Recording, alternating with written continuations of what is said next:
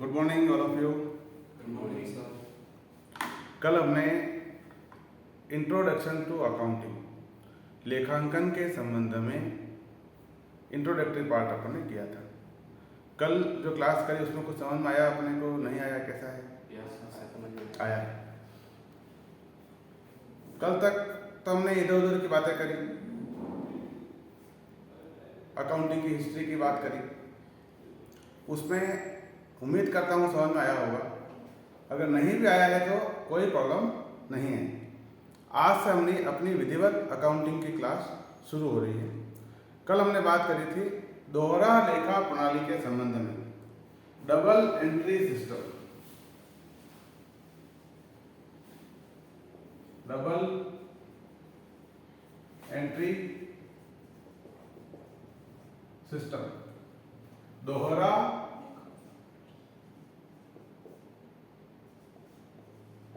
लेखा प्रणाली या पद्धति। डबल एंट्री सिस्टम, दोहरा लेखा प्रणाली, ये विश्व की सर्वमान्य प्रणाली है। पूरी दुनिया इसी सिस्टम को फॉलो करके अकाउंटिंग करती है, लेखांकन करती है। कल अपन डिस्कस किया था। आज हम पढ़ने वाले हैं कि ये दोहरा लेखा प्रणाली क्या होता है, क्या इसका मतलब है, क्या इसका मीनिंग है, कैसे इसको अपन समझें। तो जैसा कि नाम है इसका, दोहरा लेखा प्रणाली, तो इसमें क्या माना गया है, यदि व्यवसाय में कोई भी लेन देन होता है, कोई भी सौदा होता है, तो लेन देन होने के लिए, सौदा होने के लिए दो पक्षों का होना जरूरी है। टू पार्टीज, दो पक्षों का होना जरूरी है। कैसे मतलब, जैसे मान लो मुझे ये पेन बेचना है, तो कोई तो खरीदने वाला हो तो मेरा पेन बिक पाएगा, ठीक बात है। तो दो पक्ष का होना जरूरी है। दूसरी बात इसमें क्या बताई गई है कि किसी भी सौदे में होने के लिए अधिकतम भी दो पक्ष हो सकते हैं और कम से कम भी दो ही पक्ष हो सकते हैं। तो न तो दो से ज्यादा और न ही दो से कम, मतलब दो फिक्स हो गया। तो कोई भी सौदा होगा तो कितने पक्ष होंगे? दो पक्ष होंगे।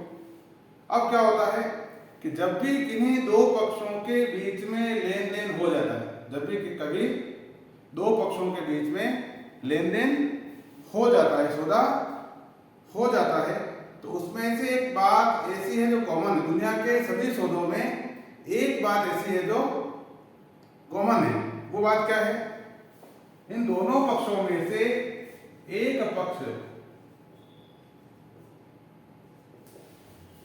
लाभ प्राप्त करता है। क्या करता है? लाभ प्राप्त करता है। अगर कहीं पर भी दो पक्षों में लेन देन होगा तो उनमें से एक पक्ष को क्या होगा? लाभ होगा और दूसरे को क्या होगा? अच्छा, हानि अगर होगी तो कोई सौदा करेगा ही क्यों? तो हानि तो नहीं होगी। मन में आता है कि लाभ और दूसरा हानि, तो हानि तो नहीं होगी। हानि होगी तो कोई सौदा करेगा क्या? मान लो तुम्हें कोई मार्केट से कंप्यूटर खरीदना है, पता लगे बहुत महंगा मिल रहा, तुम लोगे क्या वहां से? नहीं लोगे। तो कोई भी व्यक्ति घाटे का सौदा नहीं करता है, ठीक बात है। तो एक पक्ष को लाभ होता है, दूसरा पक्ष क्या है?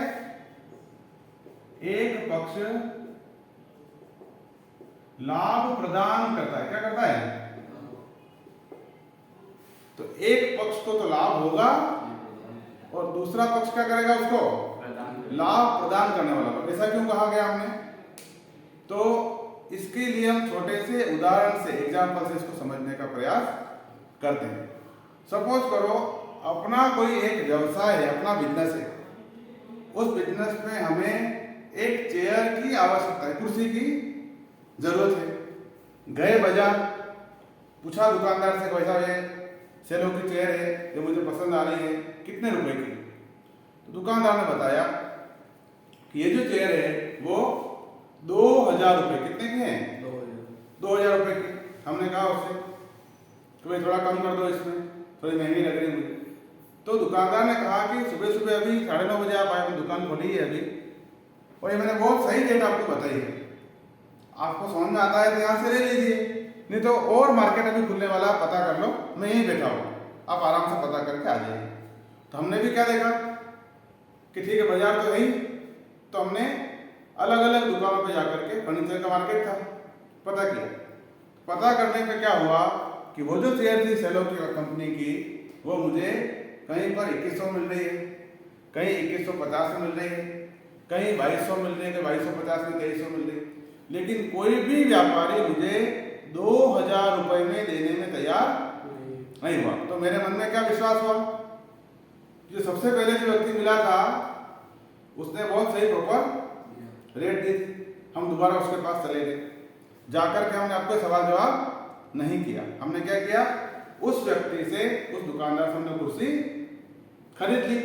खरीदने से क्या हुआ कि हम 2000 रुपए से माइनस हो गए। क्या हो गया, माइनस कैसे हो गए, हमने 2000 रुपए जेब में से निकाल कर किसको दे दिए, दुकानदार को दे दिए। ऐसा करने से वो दुकानदार 2000 रुपए से प्लस हो गया, मैं माइनस हुआ, वो दुकानदार प्लस हो गया। उसी समय एक घटना और घटी, वो घटना क्या है, अब मैं भी 2000 रुपए से प्लस हो गया। क्यों हो गया, क्योंकि वो जो पैसे मैंने ऐसे ही नहीं दे दिए उसको 2000 रुपए, उसके बदले में मुझे मैंने क्या ले लिया है, वो चेयर, वो कुर्सी मेरे पास में आ गई, तो इसलिए मैं 2000 से प्लस हो गया। लेकिन अब वो दुकानदार क्या हो गया है, 2000 से माइनस हो गया। ठीक बात, क्योंकि उसकी कुर्सी गोदाम में से, दुकान में से चली गई। इन दोनों को अपन देखें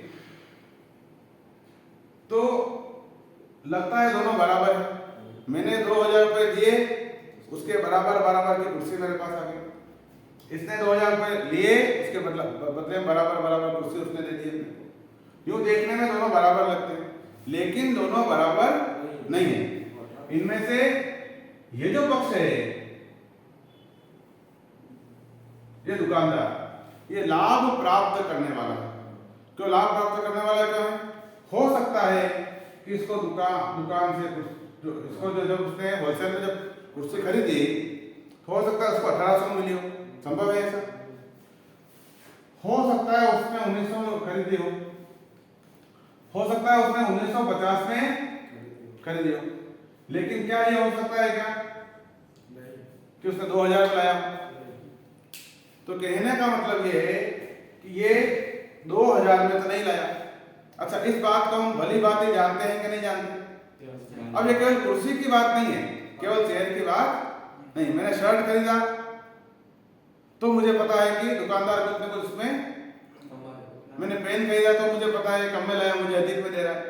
नोटबुक खरीदा तो मुझे लगा, तो बाजार से मैंने कुछ भी खरीदा तो मेरे मन मस्तिष्क में कहीं न कहीं एक कोने में एक बात जरूर बैठी हुई है कि ये व्यक्ति जितने में लेकर के आया, जितने में खरीद के लाया, उतने में मुझे नहीं दे रहा है, उससे अधिक में दे रहा है। तो क्या मैं बुद्धू हूं? तो बुद्धू भी नहीं हूं। तो क्या हुआ, तो मजे की बात क्या है कि सब कुछ जानते पूछते हुए भी कि ये कम में लाया है, मुझे अधिक में दे रहा है, फिर भी मैं खरीदता हूं। क्या करता हूं? अच्छा, खुशी खुशी खरीदता हूं कि मुंह लटका के खरीदता हूं? क्या दुखी होकर खरीदता हूं? इसको हम कहते हैं लाभ प्रदान करना। क्या करना? लाभ प्रदान। तो एक पक्ष लाभ प्राप्त करता है, एक पक्ष लाभ प्रदान करता है। तो हमें सब कुछ पता होते हुए भी कि ये कम में लाया, मुझे अधिक में दे रहा है, फिर हम क्या करते हैं, उससे खरीदते हैं। भाव क्या मन में कि मुझे जो वस्तु की आवश्यकता है वो पूर्ति मेरी हो जाए और तुम कमाओ। या हम कहते हैं उसको मैंने कमाई दी, मैंने बार बार उससे सामान खरीदा, मैंने उसको कमाई दी। ऐसा तो ये प्रत्येक सौदे में ऐसा ही है। दुनिया में कहीं भी लेन देन होगा, सौदा होगा, तो उसमें से क्या बात निकल करके आई कॉमन, एक पक्ष लाभ प्राप्त करता है और एक पक्ष लाभ प्रदान करता है। अब क्या होता है, ये जो दो पक्ष हैं, हमने ये कुर्सी खरीद ली, हम अपने घर पे चले गए। अब क्या हुआ, 10:30 बज रही थी उस समय। ये व्यक्ति अपनी दुकान में बैठ करके न्यूज़पेपर, अखबार पढ़ रहा है। इसका पड़ोसी दुकानदार भी आया। इससे क्या बोली, क्या बात है, आप बहुत जल्दी आ गए, ऐसा क्या तेज मार दिया, हम भी तो आई रहे। तो इस दुकानदार ने जवाब दिया कि तुम तो लेट लेट आते हो, कोई दिक्कत नहीं, मैं तो आ भी गया हूँ और एक कुर्सी बेच भी चुका हूँ, मैंने एक चेयर बेच दी। तो मुंह से क्या बोलता है कि मैंने एक कुर्सी एक चेयर बेची, लेकिन जब मैं उसकी लेखा पुस्तकों को देखता हूँ, जब मैं उसकी अकाउंट्स बुक को देखता हूँ, तो उसमें क्या है कि वो व्यापार में कैश के आने को भी लिखता है, नकद के आने को भी लिखता है, और गुड्स के जाने को भी लिखता है। मतलब एक ही सौदे के दोनों पहलुओं को, दोनों एस्पेक्ट को, दोनों पहलुओं को लिखता है। इसलिए इसको क्या कहा गया, डबल एंट्री सिस्टम, दोहरा लेखा प्रणाली, क्योंकि एक ही सौदे में प्रभावित होने वाले दोनों पक्षों को लिखा जाता है, इसलिए क्या कहा गया इसको, दोहरा लेखा प्रणाली, डबल एंट्री सिस्टम। इस सिस्टम के आधार पर हम यहाँ बात करें, दो पक्ष होते हैं, दो पार्टी होती है, दो एस्पेक्ट हैं, दो पहलू हैं। तो इनको एस्पेक्ट, पहलू, पक्ष या पार्टी नहीं कह करके इन सबके स्थान पर एक कॉमन नाम, एक टेक्निकल नाम दोहरा लेखा प्रणाली ने दिया है। वो नाम क्या है, अकाउंट। क्या है, खाता, इसी को खाता कहते हैं। तो खाता क्या है, किसी भी सौदे में प्रभावित होने वाला प्रत्येक पक्ष खाता कहलाता है, और इन्हीं खातों को हम लिखते हैं, इसलिए इसमें अकाउंट्स कहते हैं, लेखांकन क्या कहते हैं, अकाउंट्स को कहते हैं, क्योंकि इसमें अकाउंट को, खातों को लिखा जाता है। जैसे अब वो केवल हिमांशु नहीं रह गया है, वो हो गया हिमांशु अकाउंट। अब वो केवल कंप्यूटर नहीं है, क्या हो गया है, computer account, building account, machine account, furniture account, ऐसा। तो अकाउंट कहेंगे, अकाउंट का समझ आया, किसी भी सौदे में प्रभावित होने वाला प्रत्येक पक्ष एक खाता कहलाता है। अब उसको पक्ष नहीं कहते, क्या कहेंगे, खाता कहेंगे। अभी हम बात करते थे कि एक सौदा होने के लिए, कोई भी सौदा होने के लिए कितने पक्षों का होना जरूरी है, दो पक्षों का। अब हम कहेंगे कि एक सौदा होने के लिए कितने खातों का होना जरूरी है, दो खाते, उसी पक्ष को ही खाता कहा। तो पक्ष तो वैसे नॉर्मली समझने सीखने के लिए, लेकिन टेक्निकली क्या कहेंगे इसको अपन, अकाउंट कहेंगे, ठीक है। तो एक सौदे में कितने खाते होंगे, दो खाते होंगे। अब जब हम इस दोहरा लेखा प्रणाली के अनुसार जब इस ट्रांजैक्शन को रिकॉर्ड करेंगे, सौदों को रिकॉर्ड करेंगे, इनमें से एक खाते को हम रिकॉर्ड करते हैं डेबिट, और दूसरा करेंगे एक को लिखेंगे डेबिट, एक को लिखेंगे क्रेडिट। अब मन में सवाल दोबारा से बना कि किस खाते को डेबिट लिखा जाए और किस खाते को क्रेडिट लिखा जाए। इसको समझना, डेबिट क्रेडिट कहाँ करते हैं अपन, कल हमने डिस्कस किया था। सबसे पहला जो बुक है अपना अकाउंटिंग का, वो है जर्नल बुक। उसके अंदर जब सौदों को रिकॉर्ड करेंगे तो एक को डेबिट और एक को क्रेडिट करेंगे। तो डेबिट और क्रेडिट को समझने के लिए हमें 3 घंटे का समय लगने वाला है। कितना, 3 घंटे का। तो सबसे पहला टॉपिक है हमारा कि कैसे मैं किसी खाते को डेबिट करूं और कैसे किसी को क्रेडिट करूं। टॉपिक है हमारा रिकॉर्डिंग ऑफ ट्रांजैक्शन। क्या है,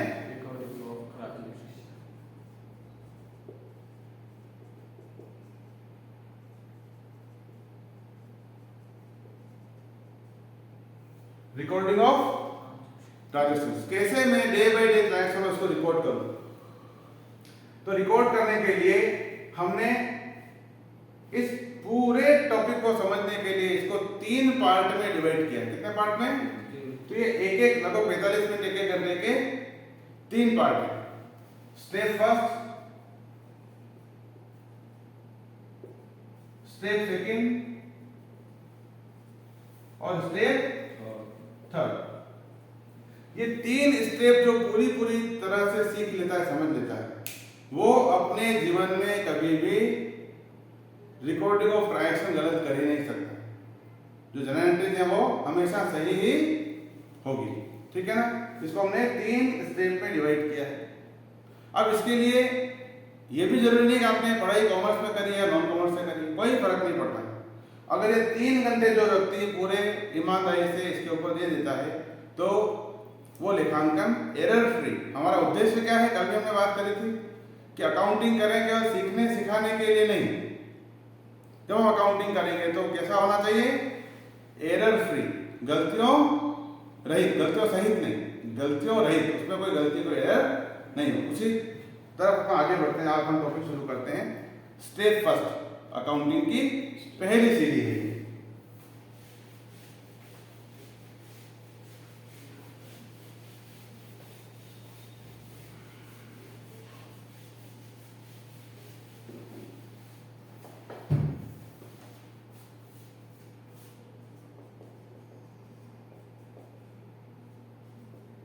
स्टेप फर्स्ट।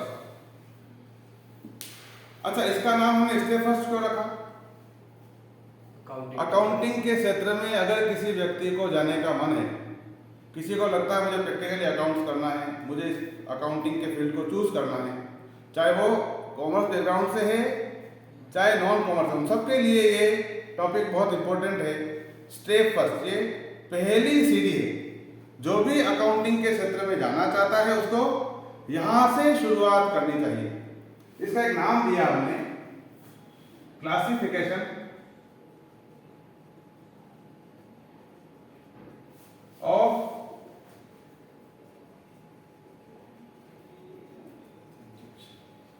ट्रांजैक्शंस, लेन देनों का वर्गीकरण। क्या है ये?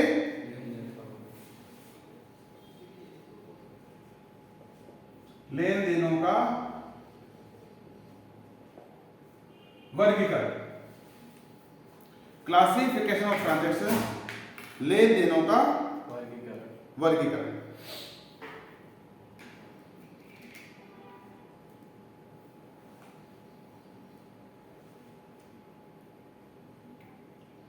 शुरू करते हैं हम। तो छोटे छोटे शब्दों से इसकी शुरुआत करते हैं। अकाउंटिंग के संबंध में कुछ शब्द हैं, उनसे अपन इसको शुरू करते हैं। और ये टॉपिक खत्म होते होते, ये टॉपिक पूरा होते होते आपके मन में अपने आप एक कॉन्फिडेंस डेवलप हो जाएगा कि अगर इस प्रकार से अकाउंटिंग के संबंध में सोचा जाए, किया जाए, तो गलतियां होने की संभावना बिल्कुल भी नहीं है। और अकाउंटिंग जो है इतना सरल सब्जेक्ट, मुझे तो लगता है अकाउंटिंग दुनिया का सबसे सरल सब्जेक्ट है, क्योंकि ये है पार्ट ऑफ लाइफ, ये जीवन का हिस्सा है। हिस्सा कैसे है? किसी और सब्जेक्ट कुछ भी होता हो मुझे नहीं पता, लेकिन अकाउंटिंग में क्या है कि ये मेरे साथ जैसा है वैसा आपके साथ में भी है। ये रोजमर्रा के जीवन में अपने से जुड़ा हुआ है। कैसे जुड़ा हुआ है कि जैसे बाजार से माल खरीदना है या कुछ चीज खरीदने का, जैसे व्यापारी का खरीदने का अनुभव है तो आपका भी खरीदने का अनुभव रहा होगा। किसी को पैसा देना है तो आपका भी देने का अनुभव रहा होगा। बिजली का बिल चुकाना है तो हर सामान्य व्यक्ति ने भी चुकाया है, टेलीफोन का बिल उसने भी चुकाया है, ब्याज दिया भी है, ब्याज दिया भी है, बैंक में पैसे जमा कराए भी है, बैंक से निकाले भी है, किसी को चेक किया है, किसी से चेक लिया भी है। तो ऐसा कोई लेन देन नहीं है जो व्यापार में होता है और सामान्य जीवन में नहीं। गाड़ी भाड़ा आपने भी चुकाया है, व्यापारी भी चुका है, बस दोनों में क्या फर्क है? जो सामान्य व्यक्ति, सामान्य मानवी जो उसने क्या किया है, उसको कहीं रिकॉर्ड नहीं किया, उसको कहीं लिखा नहीं, उसको सिस्टमेटिक इसका हिसाब किताब नहीं रखा, बाकी सब तो आता है। तो इसलिए अकाउंटिंग सरल है। तो केवल आपको क्या सीखना है? सौदे तो सारे आपको आते हैं, क्योंकि पार्ट ऑफ लाइफ इसलिए कहते हैं हम लोग उसको। तो आपको केवल क्या सीखना है? रिकॉर्ड करना सीखना है, उसको लिखना सीखना। लिखना आ जाएगा तो अकाउंटिंग आ जाएगा। शुरू करते हैं। सबसे पहला शब्द है माल, गुड्स। सुना होगा कभी शब्द है। दूसरा शब्द है संपत्ति, एसेट। मन में सवाल बना कि ये माल क्या होता है और संपत्ति क्या होता है, माल से क्या मैं समझूं? तो एक ही लाइन में उसका आंसर है, बहुत सरल है। वस्तुएं जिन्हें पुनः विक्रय के उद्देश्य से खरीदा जाता है, वस्तुएं जिन्हें पुनः विक्रय के उद्देश्य से खरीदा जाता है उसे हम क्या कहते हैं? माल कहते हैं। और संपत्ति क्या है? वस्तुएं जिन्हें पुनः विक्रय के उद्देश्य से नहीं खरीदा जाता है। तो फिर क्यों खरीदा? टू रन द बिजनेस, व्यवसाय को सुचारू रूप से चलाने के काम में आती है। तो माल का क्या मतलब होगा? Things which are purchase for resale purpose, वस्तुएं जिनको बेचने के लिए खरीदा उनको हम क्या कहेंगे? माल कहेंगे। और ऐसी वस्तुएं, ऐसी चीजें जिनको बेचने के लिए नहीं खरीदा, तो क्यों खरीदा? व्यापार को, व्यवसाय को सुचारू रूप से चलाने के काम में आएंगे, उसको संपत्ति का। तो उसको और अधिक क्लियरिटी के साथ समझने के लिए हम एक उदाहरण से समझते हैं इसको। तो देखो, दो व्यवसाय है, कितने? दो। एक बिजनेस है कंप्यूटर का, मतलब कंप्यूटर शॉप है मान लो। दूसरा है फर्नीचर, फर्नीचर का शोरूम है, फर्नीचर की शॉप है। कंप्यूटर की शॉप को, कंप्यूटर के बिजनेस को ध्यान से देखें तो यहाँ पे क्या है? बहुत सारे कंप्यूटर्स हैं, कंप्यूटर पार्ट्स हैं, लैपटॉप हैं, डेस्कटॉप हैं, एलसीडीज हैं, कीबोर्ड माउस वगैरह सब सामान है इसके पास। तो ये क्या इसके लिए होगा? गुड्स है कि एसेट है? गुड्स है, क्योंकि इसको बेचता है। ये इसके लिए क्या हुआ? माल हुआ। इसकी शॉप में एक काउंटर, एक टेबल पड़ा हुआ है यहाँ पे, ये इसके लिए क्या होगा? एसेट होगा, क्योंकि ये टेबल उसने कब लगाया? जब उसने अपना बिजनेस शुरू किया था। उसने टेबल, कंप्यूटर तो बार बार खरीदता है, बेचता है, लेकिन ये टेबल तब से यहीं पे, तो ये उसको उपयोग में आ रहा है, व्यापार को चलाने के काम में आ रहा है। इसी के साथ हम लोग फर्नीचर की बिजनेस की बात करें तो यहाँ पर इसमें बहुत सारे ऐसे टेबल्स पड़े हुए हैं, स्टूल है, डबल बेड है, सोफा है, डाइनिंग टेबल्स हैं, ये सब चीजें यहाँ पे उपलब्ध है। ये इसके लिए क्या हुआ? ये इसके लिए गुड्स हुआ। इसकी दुकान में एक कंप्यूटर है, ये got a computer to maintain his accounts. ये टैली में अकाउंट्स करने के लिए इसने अपने पास एक कंप्यूटर रख रखा है। ये इसके लिए क्या होगा? एसेट। समझ आया? तो इस छोटे से डिस्कशन से हम लोग यहाँ पहुंचे कि दुनिया की कोई भी वस्तु माल हो सकती है और कोई भी वस्तु संपत्ति हो सकती है। It depends on the nature of business. ये व्यवसाय की प्रकृति पर निर्भर करता है कि उसमें से माल क्या है और संपत्ति क्या है। अच्छा, मुझे अब बताओ आप लोग, क्या आप किसी भी बिजनेस व्यवसाय को देखो जाकर के, तो जाकर के पता लगा सकते हो क्या इस व्यवसाय में माल कौन कौन सा है, संपत्तियां कौन कौन सी है? कोई कंफ्यूजन? जैसे कपड़े की दुकान है, तो उसमें कपड़े क्या है? वहां पंखा लग रहा है तो क्या है? एसी लग रहा है तो क्या है?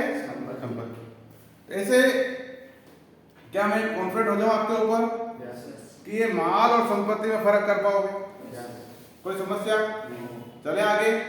तो मुझे ऐसा लगता है कि किसी भी व्यवसाय में उपस्थित माल और संपत्ति, अच्छा ये समझने के लिए भी ऐसा लग रहा है कि अकाउंट वगैरह होता समझ में आता?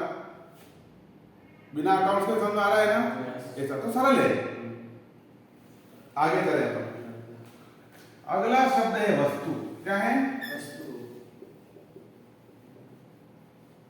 ठीक, वस्तु शब्द यूं देखें तो बहुत ही सामान्य सा शब्द है, सरल सा शब्द है,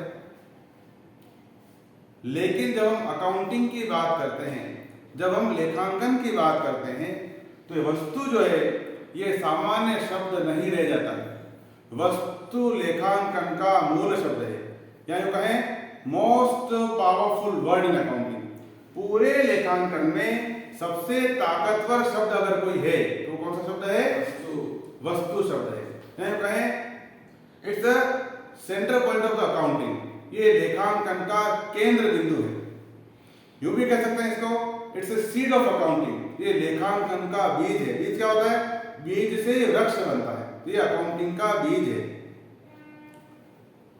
इसको हम कह सकते हैं it's a sun of accounting. Sun का मतलब सूर्य। जैसे अपने प्लैनेट्स हैं, उसमें सबसे ताकतवर कौन है? क्योंकि सारे प्लैनेट किसके चक्कर लगा रहे हैं? सूर्य के। दिन रात उससे बन रहे हैं, एनर्जी उससे आ रही है। अच्छा, एक मिनट के लिए सोचो कि अगर सूर्य नहीं होगा तो क्या होगा? सब कुछ नष्ट हो जाएगा, विस्फोट हो जाएगा। पृथ्वी को पता ही नहीं लगेगा चक्कर किसके लगा है। चंद्रमा को नहीं पता लगेगा किसके चक्कर लगा है। चंद्रमा पृथ्वी के चक्कर लगा है। तो पूरे प्लैनेट डिस्टर्ब हो जाएंगे, गड़बड़ हो जाएगी, पूरी प्रकृति गड़बड़ हो जाएगी। तो उतना जबरदस्त है। It's a main principle of the, मैं कहता हूँ उसको वस्तु लेखांकन का मूल सिद्धांत है। अब इतना जबरदस्त है, पहले इसी को समझ लेंगे। तो जिस व्यक्ति को वस्तु शब्द का मतलब अकाउंटिंग के आधार पर समझ में आ गया, उसके अकाउंटिंग में पूरा ग्रिप का मतलब पूरी मजबूती से उसके ऊपर आप आधिपत्य जमा सकते हो। अकाउंटिंग पूरा पूरा अपनी पकड़ में रहने वाला है। ठीक है, शुरू करें अपन। तो मन में सवाल बना कि वस्तु क्या होता है। मेरे इर्द गिर्द बहुत सारी चीजें हैं, मैं इनमें से किसे वस्तु मानूं और किसे नहीं मानूं।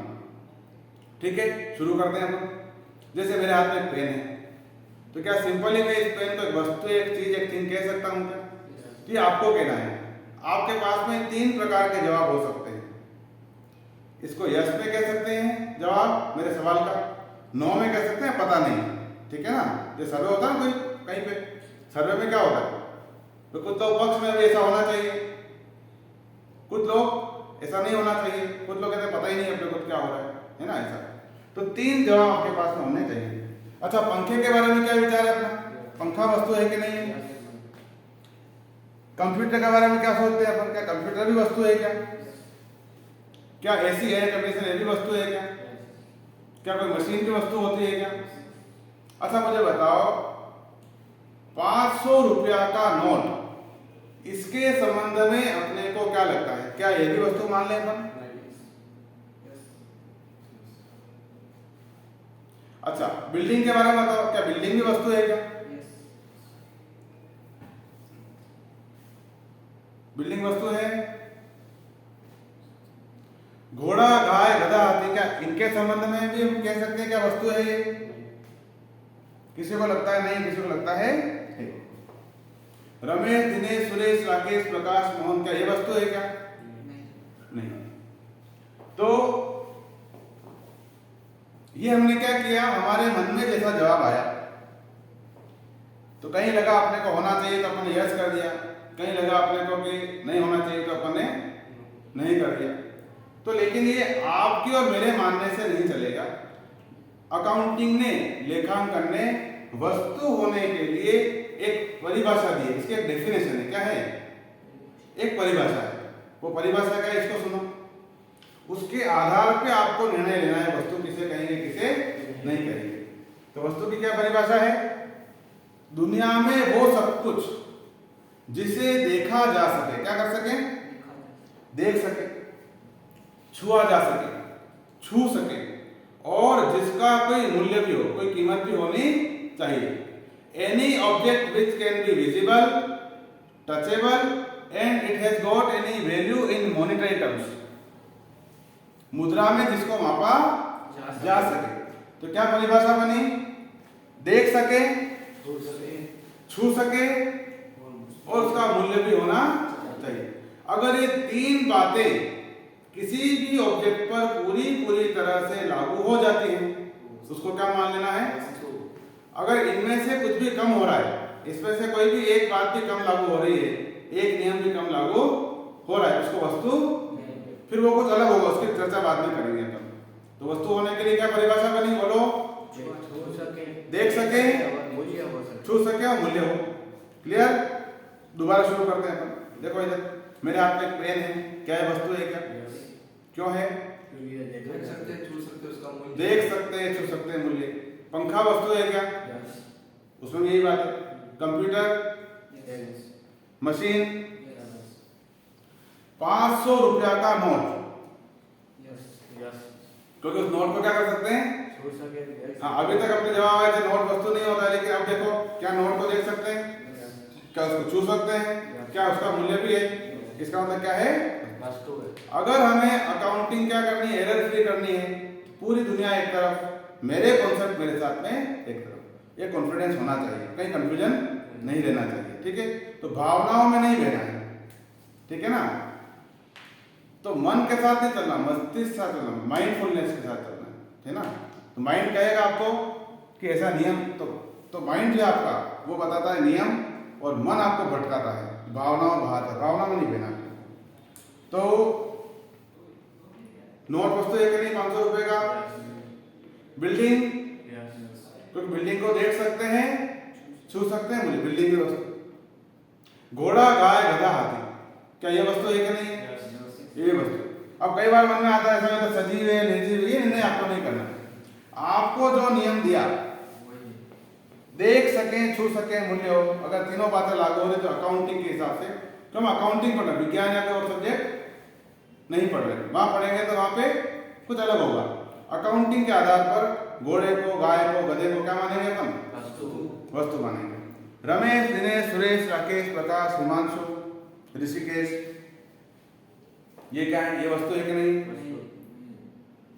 देखो, किसी को लगता है कि वस्तु है तो ये वस्तु नहीं है। वस्तु होने के लिए क्या होता है? जैसे मान लो मैं पूछूं आपसे पेन का कितना रुपया होगा? 10 रुपए का, 20, 25 रुपए का, 30 रुपए का। पंखा कितने का होगा? ऐसे हिमांशु कितने रुपए का होगा? तो आकर के अटक सुई अपनी अटक जाती है यहाँ पे।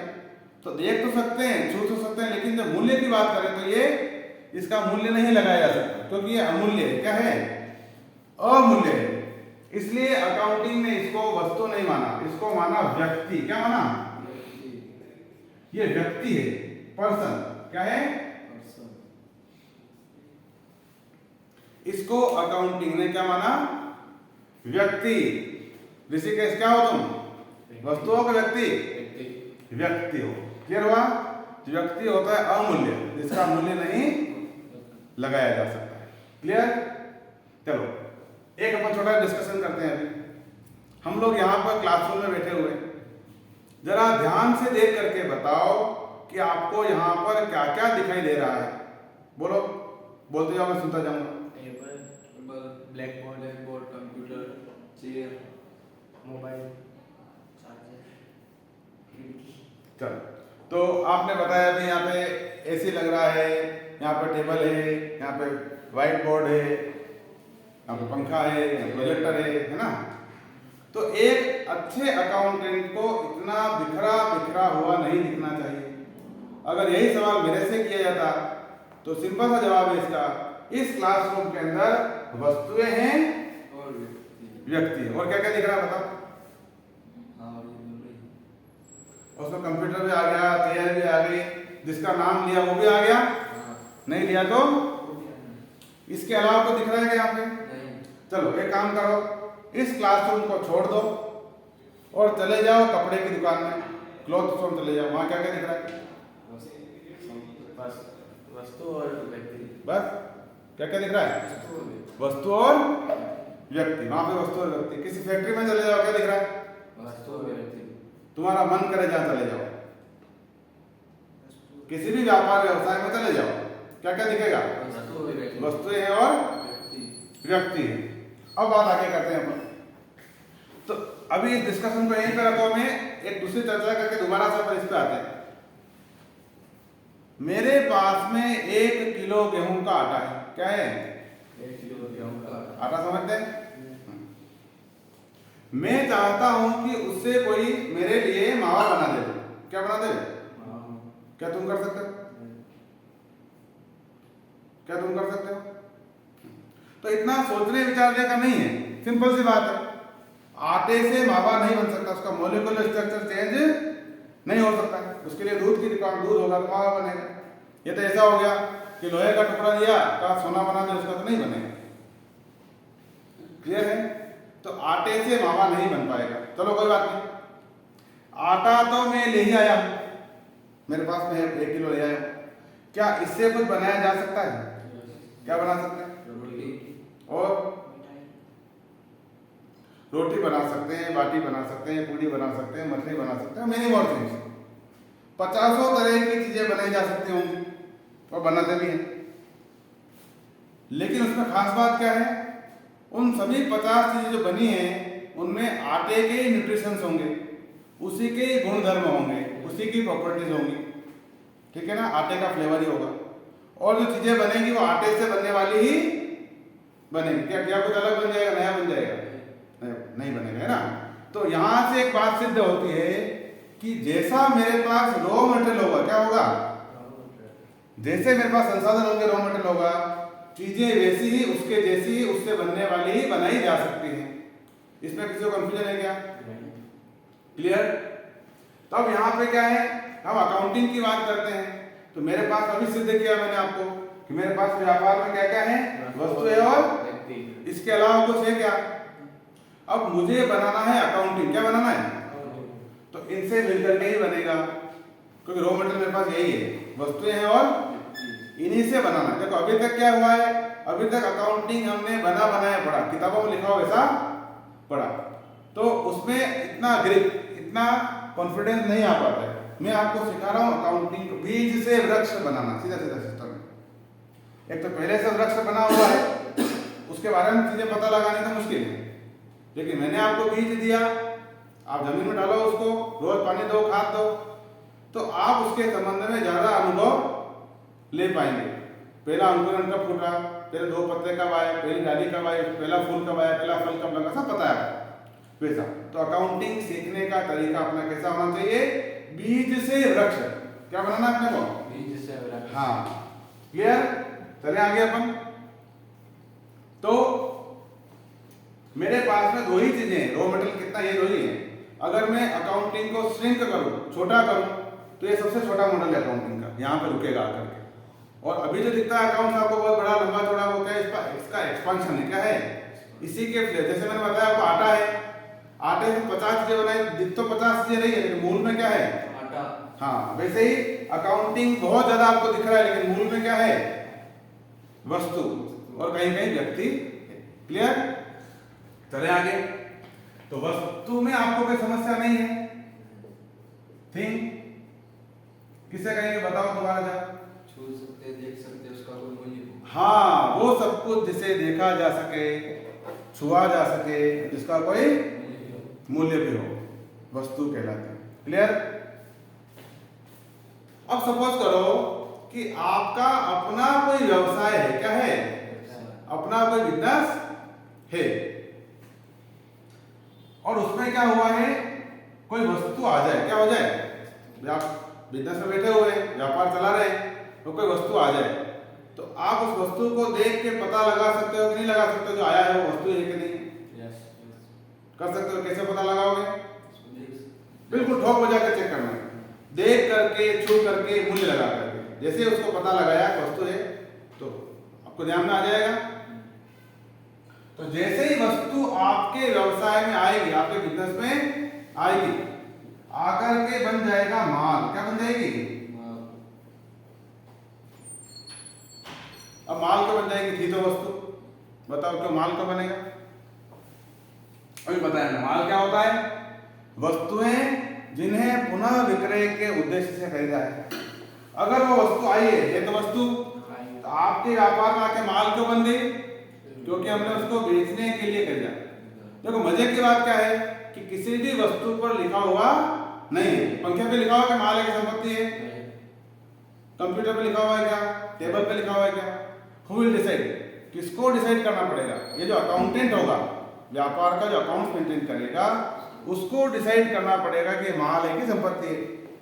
तो देखो इधर वस्तु तो मूल रूप से वस्तु ही होगी, जैसे आपके बिजनेस में आएगी, तो आपके बिजनेस के नेचर के अनुसार आप क्या करोगे, उसको क्लासिफाई, वर्गीकरण यही है।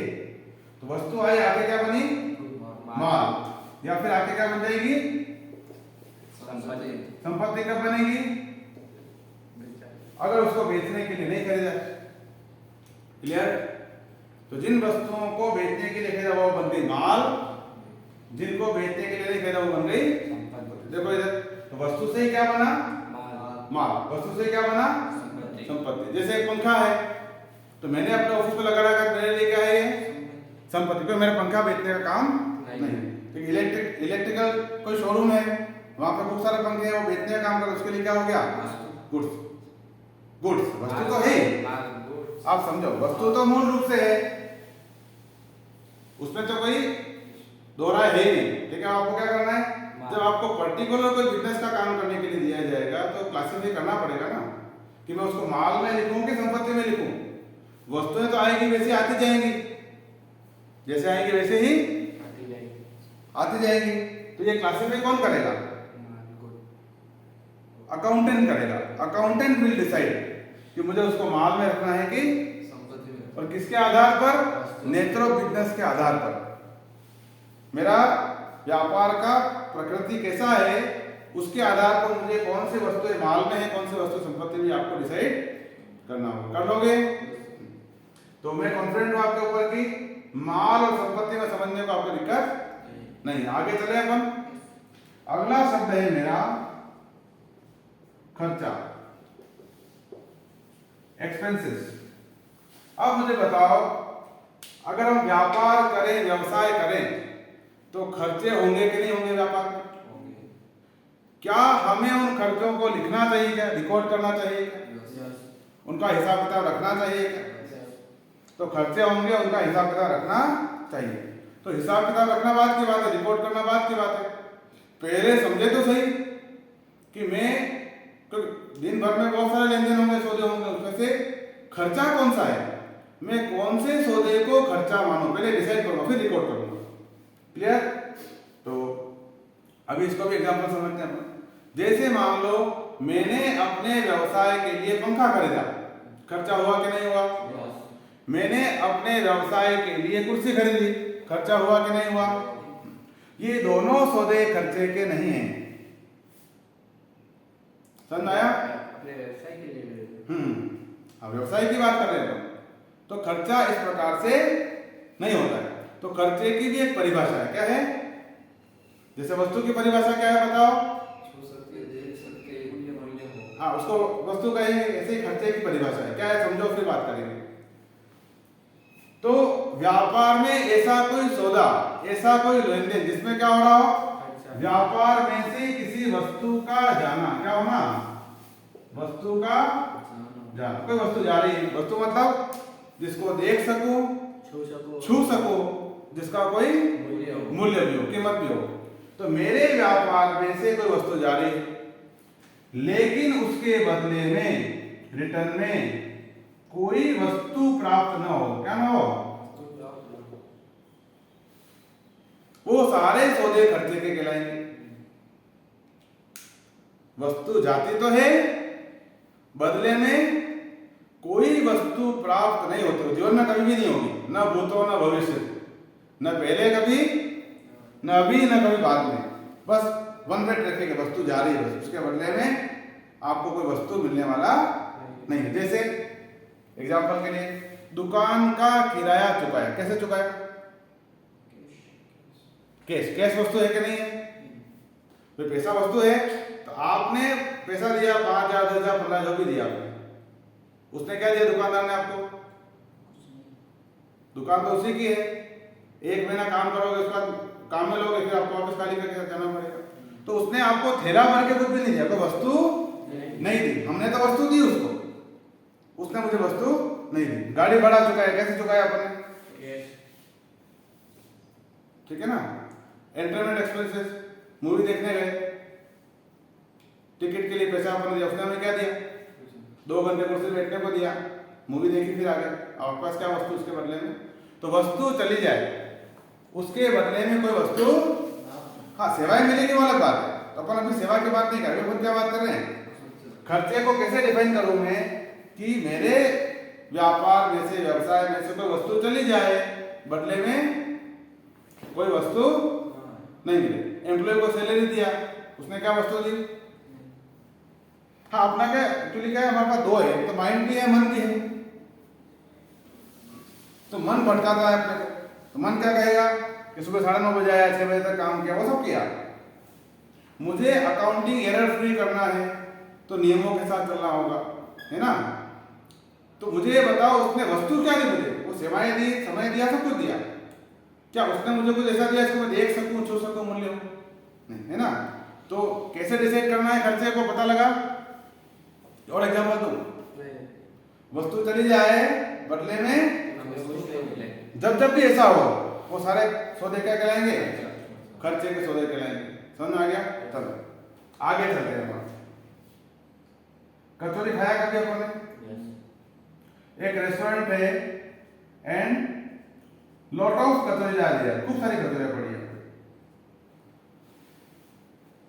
अपने आप को यहां महसूस करो ये हिमांशु है, फिर ऋषिकेश है, ये गोविंद है, गजेंद्र है, ऐसे अपने 20-25 जन है अपने सारे क्लास के, सब लोग यहाँ पे सामने खड़े हैं। मैं भी हूँ यहाँ पे, आया हूँ, नाराज नहीं होना, फिर कार्टून बना लेंगे है ना, तो मेरा भी है।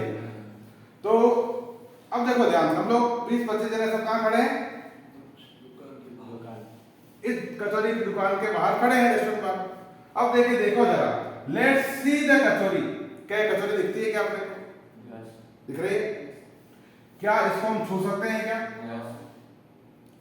क्या इसका कोई मूल्य, कीमत भी है क्या? इसका मतलब कचौरी क्या है? ये वस्तु हो गई। आज का दिन भर का काम ही तुम्हारा ये, जो कुछ भी नजर आए पहले क्या पता लगाओ, वस्तु है कि नहीं। ये वस्तु है। तुम्हारी जेब में 20 रुपए हैं, ये क्या है? ये भी वस्तु है। क्लियर? हमने क्या करा, ये 20 रुपए दुकानदार को दे दिए, इसने हमें क्या दिया? कचौरी दे दी। तो एक वस्तु गई, दूसरी वस्तु आ गई। क्या है? खर्चा है क्या? नहीं। क्यों? क्योंकि एक वस्तु जा रही है, दूसरी वस्तु आ भी रही है। और खर्चे की परिभाषा में क्या पढ़ा हमने? वस्तु जाती है, बदले में वस्तु मिलती नहीं है। अब यहाँ देखो, after 10 minutes where is the kachori? कहाँ गई? और कचौरी कहाँ चली गई? खा गए, खत्म हो गई।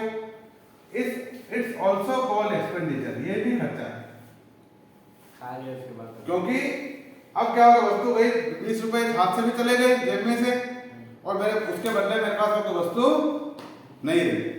तो व्यापार में होने वाले खर्चों की दो परिभाषा, दो प्रकार के खर्चे होंगे। एक तो बिल्कुल सूखे खर्चे हैं, ये 90% खर्चे तो ऐसे होंगे बिल्कुल सूखे खर्चे, बिजली का बिल चुकाया, टेलीफोन का बिल चुकाया, ब्याज चुकाया, कमीशन दिया, salary, interest, wages, consultation, audit fee, repair maintenance, consultation, training expenses, entertainment expenses, खूब सारे। इन सब में क्या होता है, वस्तु जाती तो है, ये सूखे खर्चे।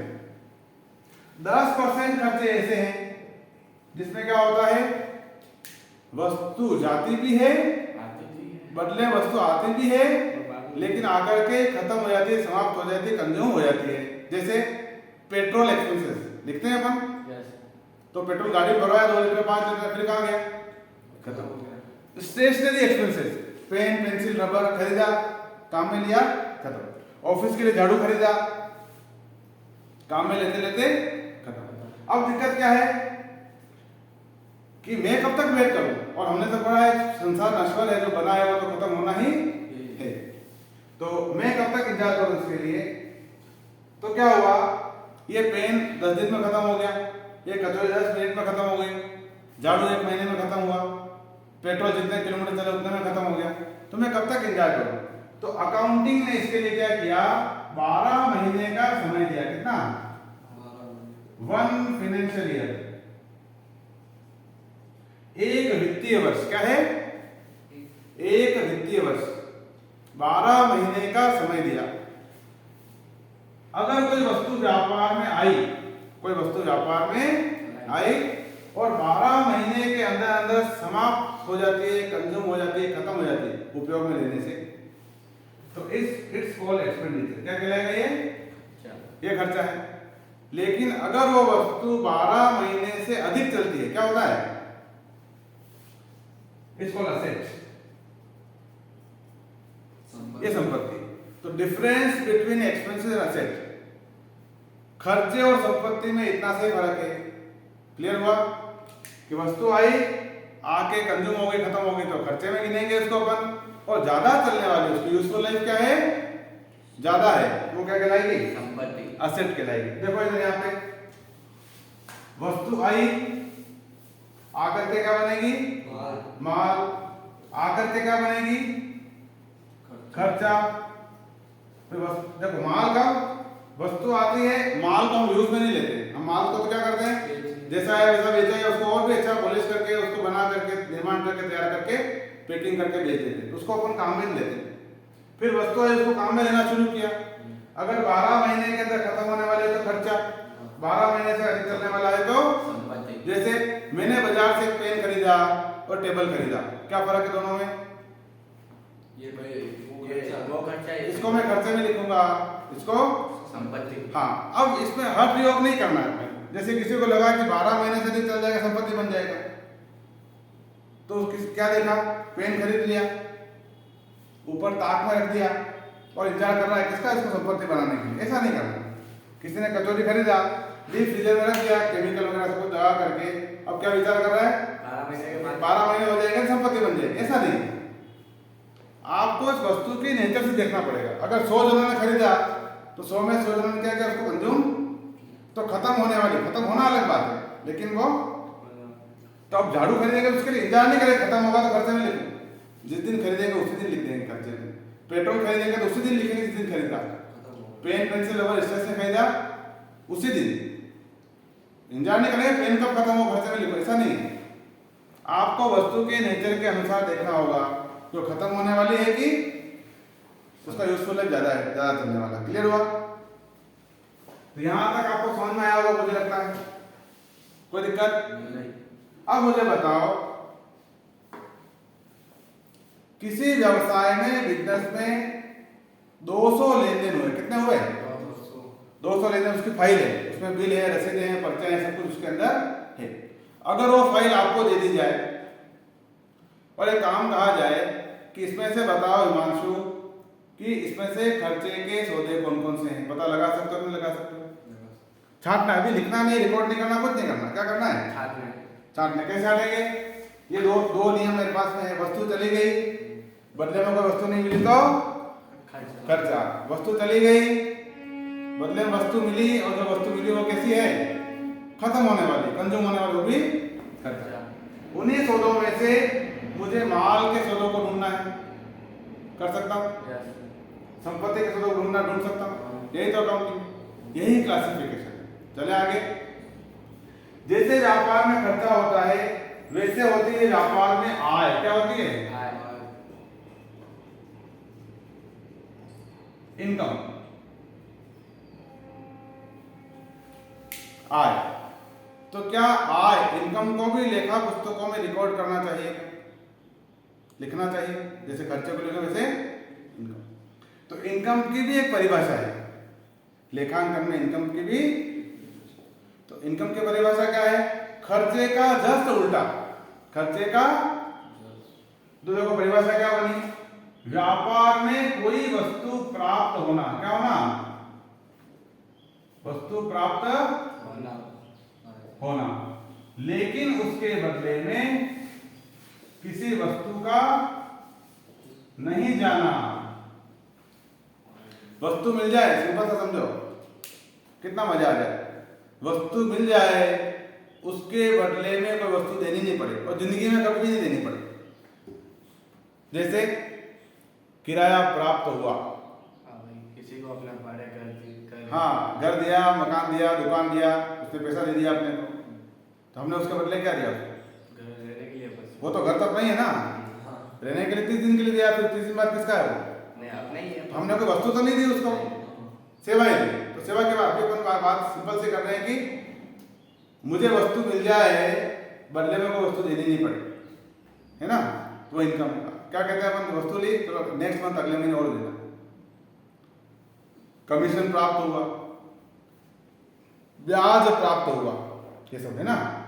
तो वस्तु प्राप्त हो जाए, वस्तु मिल जाए, बदले में कोई वस्तु देनी ही नहीं पड़े, वो इनकम। और खर्चे में क्या होता है,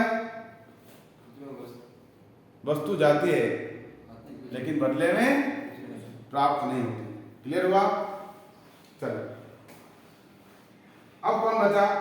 अब बचा व्यक्ति। देखो अभी तक वस्तु की बात कर रहे हैं। अगर वस्तु नहीं होगी तो क्या होगा? माल हो सकता है क्या? क्या संपत्ति हो सकती है क्या? खर्चा होने के लिए क्या जरूरी? वस्तु का जाना जरूरी। वस्तु नहीं जाएगी तो खर्चा नहीं होगा जीवन में कभी भी। आपके व्यापार में से अगर कोई वस्तु नहीं जाए तो खर्चा नहीं हो सकता है। तो वस्तु का जाना जरूरी। इनकम होने के लिए क्या जरूरी? वस्तु का आना जरूरी। तो बिना वस्तु के कुछ भी संभव नहीं। अब क्या बचा? देखो व्यक्ति। तो व्यक्ति क्या है? देखो इधर ये व्यक्ति मतलब पर्सन। व्यक्ति तो व्यक्ति है, मैं भी हूं, तुम भी हो, और अपने उदयपुर में लगभग 10 लाख लोग हैं। पूरी दुनिया में लगभग 800 करोड़, कितने? 800 करोड़। हाँ, 150 करोड़ तो भारत में है, तो 800 करोड़ प्लस जनसंख्या है पूरे विश्व की। क्या सबको अपने लेखा पुस्तकों में लिख दूं मैं, क्योंकि व्यक्ति हैं इसलिए? चलो वो तो अपने सेकंड लेक्चर को नहीं लिखे। क्या हम अपने परिवार के लोगों को लिख दूं क्या मैं इसमें? तो सगे लगते हैं अपने इसलिए लिखते नहीं। तो कैसे व्यक्ति को लेखा पुस्तकों में लिखूं? व्यक्ति तो सारे हैं ही। तो इन सभी लोगों में से, इन 800 करोड़ लोगों में से ऐसा व्यक्ति जिसने मेरे व्यापार में से कोई वस्तु ली हो, क्या किया हो? मेरे व्यापार में से कोई वस्तु ली हो या कोई वस्तु दी हो, उसी व्यक्ति को मैं अपनी लेखा पुस्तकों में लिखता हूं। वही लिखने लायक है। समझ आया? तो किस व्यक्ति को लिखेंगे? जिसने मेरे व्यापार में से कोई वस्तु ली है या कोई वस्तु दी है। ये जो हमने आज डिस्कशन किया, ये पूरा किस पर आधारित है? वस्तु पर आधारित है। वस्तु है तो सब कुछ अपन कर सकते हैं, वस्तु नहीं है तो कुछ भी कल्पना नहीं कर सकते। इसलिए मैंने क्या कहा? वस्तु अकाउंटिंग का, लेखांकन का मूल सिद्धांत है। ये it's a seed of accounting, लेखांकन का बीज है। वस्तु है तो वस्तु से क्या बनेगा? माल। वस्तु से बनी संपत्ति। खर्चा होने के लिए वस्तु का जाना जरूरी, इनकम होने के लिए वस्तु का, और व्यक्ति भी कोई काम का नहीं बिना वस्तु के। मान लो कोई व्यक्ति आए, एक शोरूम में आया, घूम फिर के चला गया, तो उसको कोई रोकता भी नहीं है, उसका कोई नाम भी नहीं लिखता। लेकिन अगर वहां से कोई सामान उठा लेता है, वो जाने लगता है, तो क्या करते हैं? उसको रोक करके इसका बिल कहाँ है? नहीं ऐसा। तो उसी व्यक्ति को लेखा पुस्तकों में लिखना है जिससे हमने कोई लेन देन की, और लेन देन किसका है? वस्तु का ही लेन देन है ना। तो पूरा अकाउंटिंग क्या एक परिभाषा और मैं आपको बताता हूं। ये अकाउंटिंग क्या है वास्तव में? Reflection of movement of things. ये वस्तु के आने जाने से, वस्तु ही ऐसा है जो आया जा सकता है, तो वस्तु के रिफ्लेक्शन मूवमेंट से जो रिफ्लेक्शन उत्पन्न होता है वही पूरा अकाउंटिंग है। ठीक है, आगे चल करके इसको अपन और भी समझेंगे, क्लियर करेंगे। तो आज का हमारा टॉपिक क्या कंप्लीट हुआ? Classification of transactions. Step first, लेन देनों का वर्गीकरण। अब आपका होमवर्क क्या है आज के लिए कि आपको परिभाषा जो मैंने बताई वो लिख करके लानी है। क्या करना है? अपनी भाषा में लिख के लाना। गूगल नहीं करना, गूगल पे है ही नहीं, है ना। तो सबसे पहले क्या लिखना है? वस्तु। क्या लिखोगे वस्तु की परिभाषा? जिसे हम देख सकते, छू सकते और हाँ, जिसे देख सकें, छू सकें, जिसका मूल्य उसको वस्तु कहेंगे। पहली परिभाषा लिखनी है। दूसरा लिखना आपको माल की परिभाषा। माल किसे कहेंगे? जिसे वस्तु के रेफरेंस में, जिसे हम बेच, वस्तुएं जिन्हें बेचने के लिए खरीदा गया है, वस्तुएं जिन्हें बेचने के लिए पुनः विक्रय के उद्देश्य से खरीदा जाता है, वो सब क्या है? माल। वो माल है। तीसरी परिभाषा लिखनी है आपको संपत्ति की। वस्तु है जिन्हें नहीं बेचने के लिए, ऐसी वस्तु जिनको बेचने के लिए नहीं खरीदा। तो क्यों खरीदा? व्यापार